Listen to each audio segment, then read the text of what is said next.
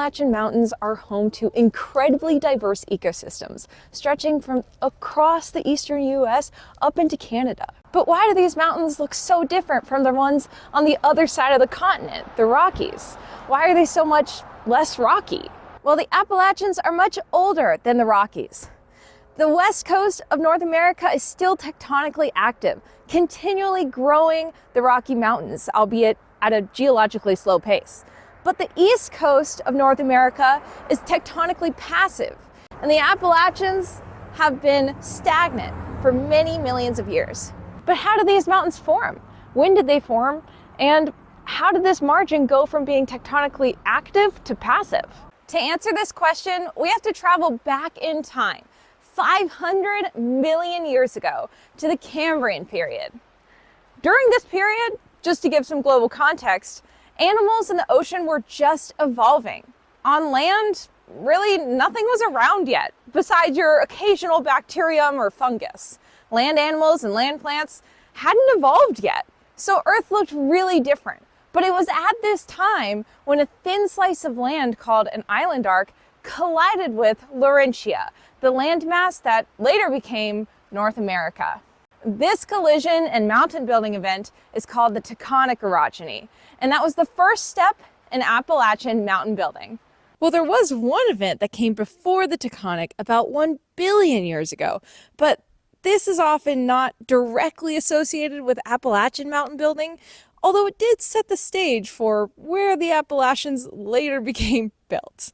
And actually, many of the rocks that are in the Appalachian Mountains today were originally deposited 1 billion years ago during that older orogeny or mountain building event, the Grenville orogeny. They later became metamorphosed during the tectonic and later orogenies, and we'll talk about those metamorphic rocks and what they are and where you can find them later in the video. But first, let's get back to our discussion around 500 million years ago during the tectonic orogeny.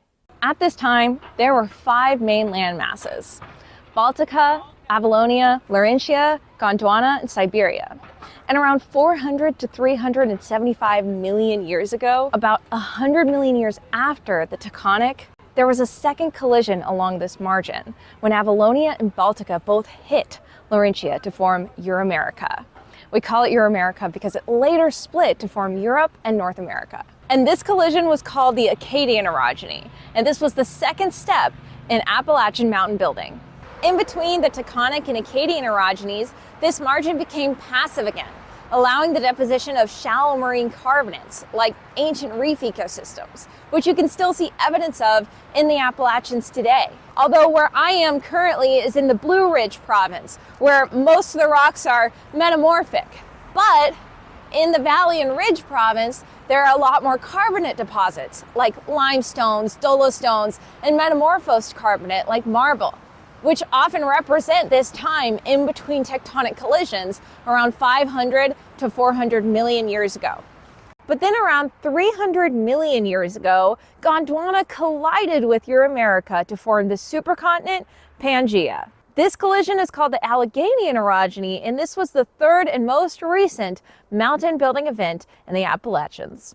Side note, I used to call it Appalachians, but then I moved here and realized that the people here call it Appalachian, so sorry. If you scroll back into old videos that I did on my channel, I called it Appalachian. My bad. Now I know better. Comment down below what you say.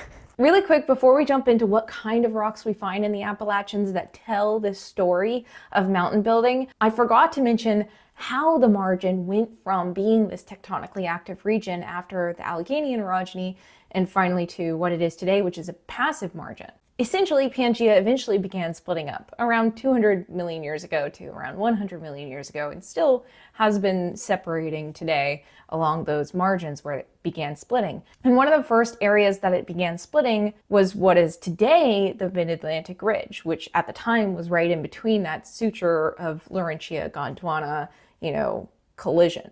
And because crust kept forming at this ridge and spreading the two continental land masses that were originally Laurentia and Gondwana apart, that led to that eastern margin of Laurentia, which is now North America, to become this kind of stretched out passive continental margin that passively switches from continental to ocean crust with no plate boundary there. It is one singular plate that contains both continental and ocean crust today. And then at the mid-ocean ridge, that's where the plate boundary is. So now back to field, Rachel. So what kind of rocks can you find in the Appalachian Mountains? And what do they represent? Well, although sedimentary rocks are present in the Appalachian Mountains, like the carbonate deposits, limestone and dolostone that represent the ancient shallow marine carbonate systems like we were talking about earlier, or coal deposits from the swampy Carboniferous time, or sandstones, conglomerates, and other clastics from periods of uplift, erosion, and deposition. While these are present and common in many areas in the Appalachians, where I am is the Blue Ridge province. And here we have mainly metamorphic rocks. For example, this beautiful orange quartzite, which is the metamorphic version of sandstone. In other words, when sandstone undergoes so much heat and pressure that all those silica grains essentially fuse together to form quartzite. And then there's also so much beautiful gneiss around here. This is the metamorphic version, or one metamorphic version, of granite. Now, the granite that was originally deposited that later became metamorphosed to form this gneiss is obviously an igneous rock, not metamorphic. And the original igneous rock formed from intrusive volcanism that happened 1 billion years ago during the Grenville orogeny. So 500 million years later, during the Taconic orogeny and the other following mountain building events that built the Appalachians, they created so much heat and pressure that it metamorphosed these beautiful granites into these beautiful gneisses. And some of these rocks contain so much mica minerals, things like muscovite and biotite, which are these flaky, shiny minerals, that they shimmer in the sunlight. Zoom in on that. How cool is that? And that's actually what, causes, if you come to the Appalachians or the Great Smoky National Park, if you go to any of the trails here, the mud, the clay looks shiny, sparkly. It's because this mica is in it and it just shimmers. Anywhere you see it, when it's broken down, it stays in the mud and it makes it shine, which is so cool to me. Guys, look at this. Sorry, I just went so close to the mic. Look at this garnet muscovite schist. This is literally just like fully what the ground is made of here. We're at Devil's Courthouse. This is where we saw this beautiful outlook view, which is in my outro, you'll see. But look, the whole walkway up here is just this beautiful schist. And this is what contains all that mica, those mica minerals I was talking about that are super shiny. I mean, you can just see it everywhere. It's so, so cool.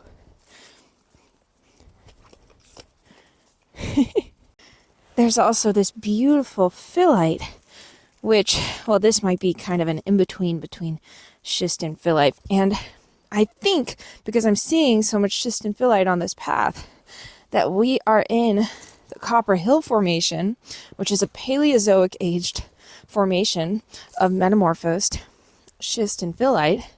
And both of these rocks are metamorphosed from originally muddy or pelitic rocks, so mudstone or shale, that was probably deposited in, some calm aquatic basin type environment. Maybe, for example, in the in-between periods of tectonic collisions like we talked about before with the carbonates.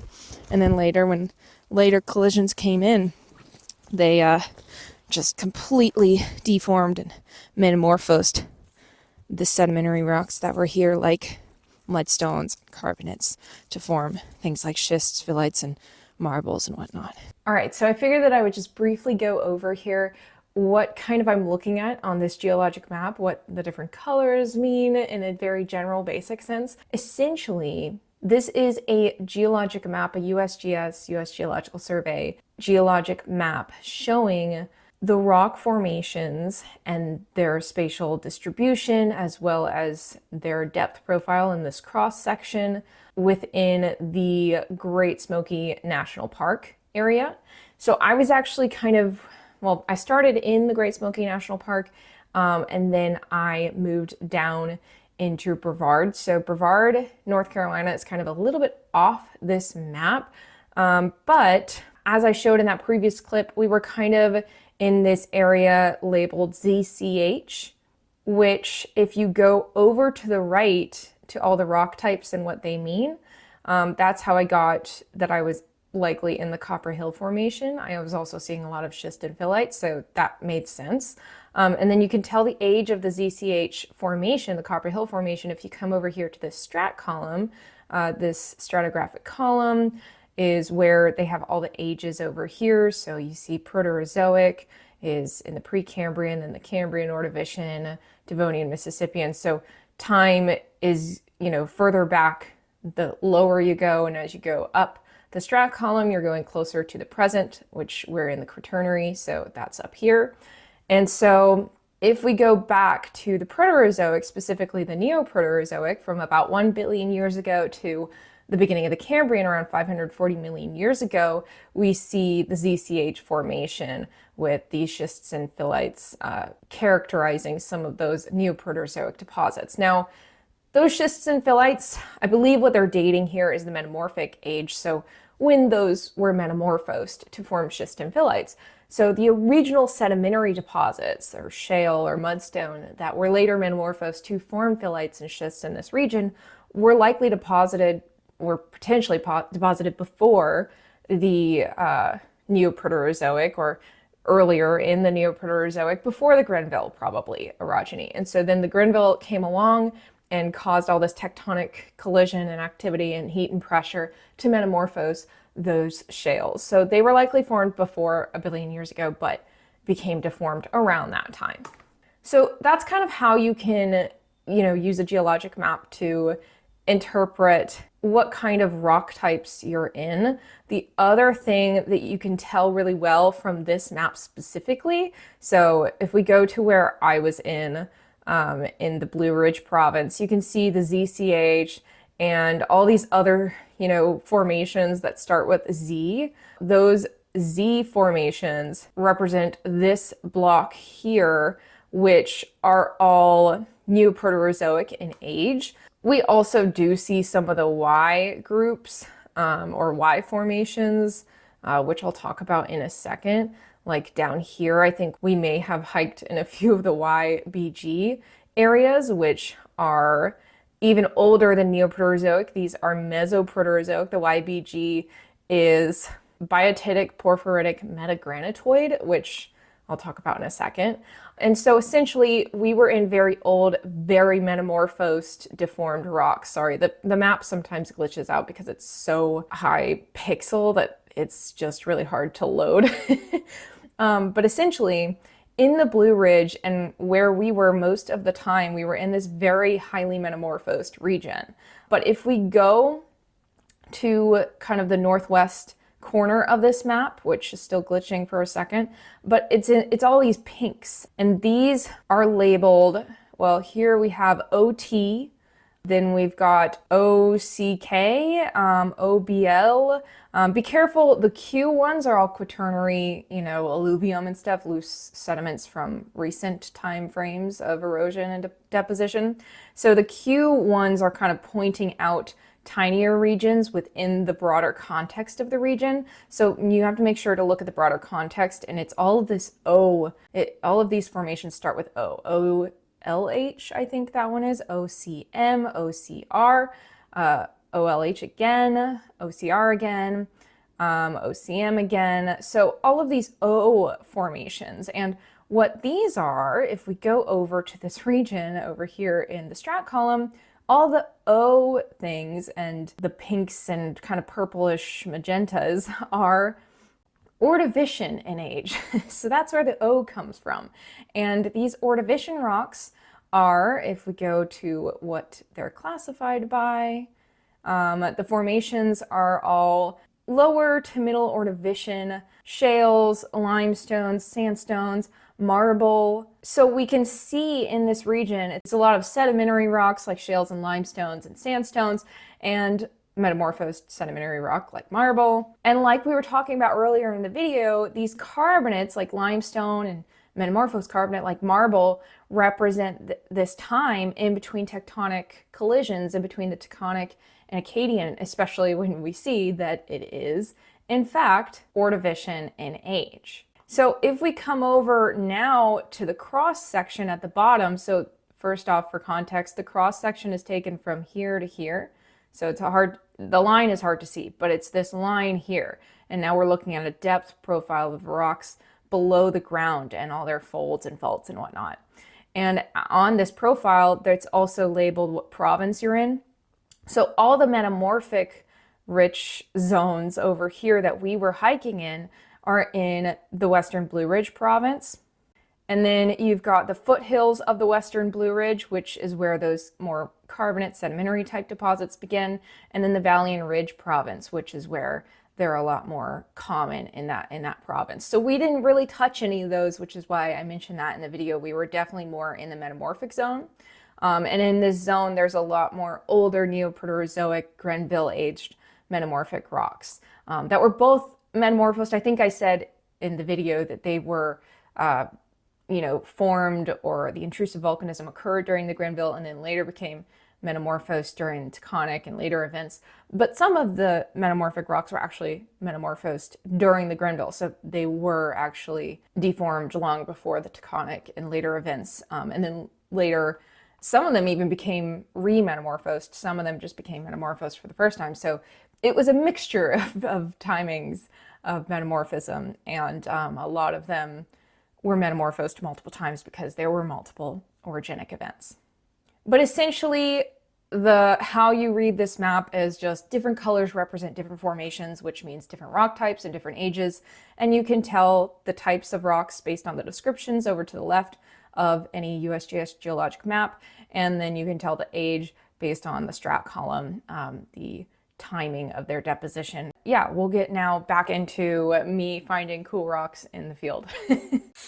Guys, look at this whole outcrop. It's like, I mean, if it wasn't covered in moss and stuff, this would be so beautiful. Look at that. That really tight foliation. It's beautiful. Oh, look at this one. I'm not even sure what this is, but I know it's metamorphic. You can see sorry, Suki is on the leash and she's pulling me. You can see now. You can see some schist, and then you can see this quartzite, part. And then you can see more schist up here. This must be what they were calling on the map quartz muscovite schist. I don't know, but it sure is deformed and it sure is beautiful. Right, Sugi?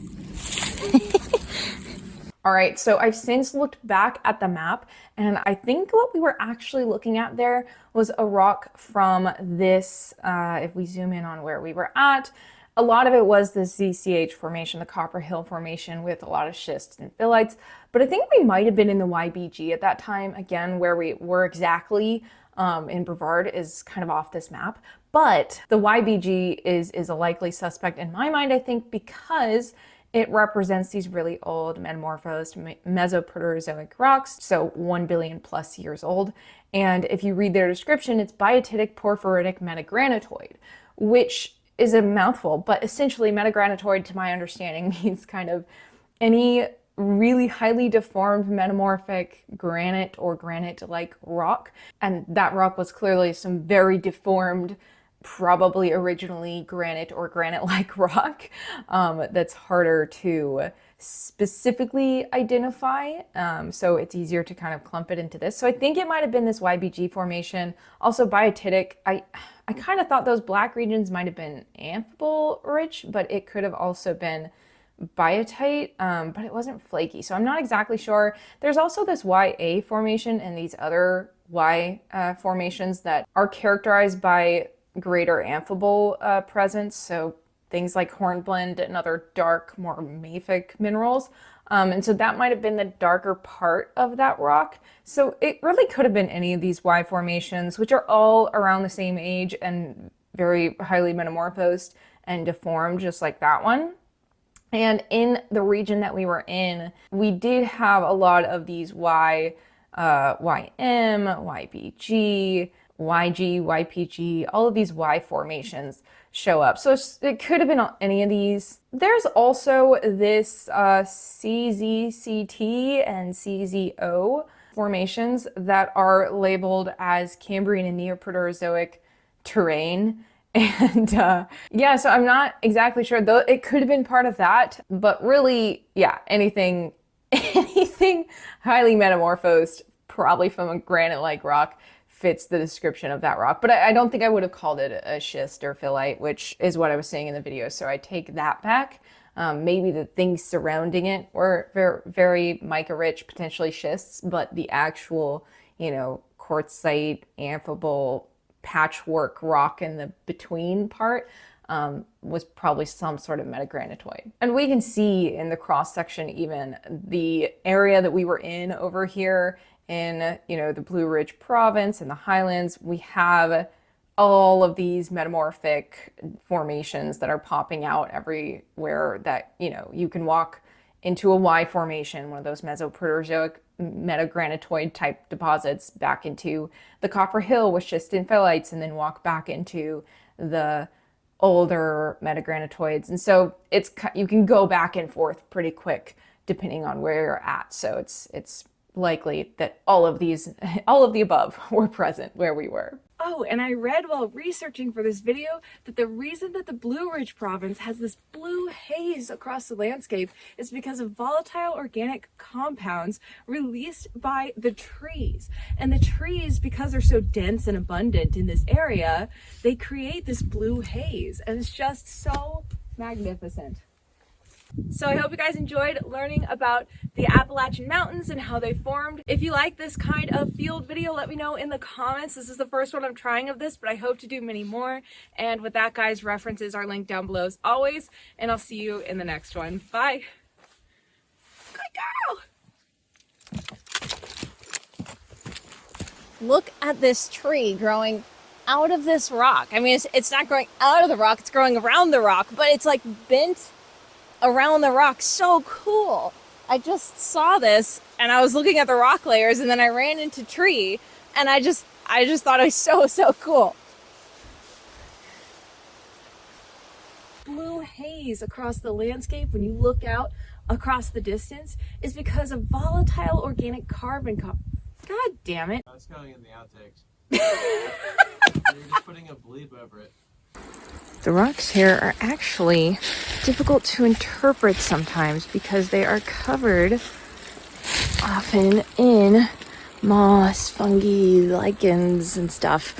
And that is actually super interesting in itself, at least to me as a biogeochemist, because the reason that lichens and fungi and stuff can attach to rocks and still grow is because they have these things called hyphae that can kind of get into fractures in the rocks, tiny little fractures, and actually release what's called extracellular polymeric substances, which are these organic acids in a lot of cases that can dissolve the rock to get nutrients from the rock. If you think about it, things like trees and stuff get nutrients from the groundwater in the soil, which has nutrients and important minerals in it because it's flowed through the rock.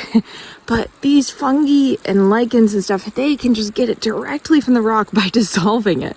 So that, I think, is super cool. And it tends to happen with very old and weathered rocks because, you know, they're already fractured a lot of times. They're easier to get into with their hyphae and get those nutrients and dissolve them. So oftentimes you'll see these really old rocks in the Appalachians with tons of, you know, fungi and moss and stuff covering them. And that's why. This path is literally littered in these beautiful orange, golden, fallen leaves because it's October and it's just gorgeous here. But even though I'm a geobiologist, I guess by training, at least in part, geo comes first. And oh my gosh, look below the leaves. Look at all these beautiful gneisses. Oh, they're so cool, and they're literally just everywhere. Oh, look at these Ausians. Look at that. Look at that, these grains that were smushed during metamorphism. And these are metamorphic rocks that represent Originally, they were granites. They've now been turned into gneisses. And they were originally formed in intrusive volcanics that happened 1 billion years ago during the Grenville orogeny. At least a lot of the gneisses in this area represent originally Grenville 1 billion year old granites that were metamorphosed later during the Taconic and the Acadian and the Alleghenian orogenies. But man, they just litter the ground. And they're so beautiful.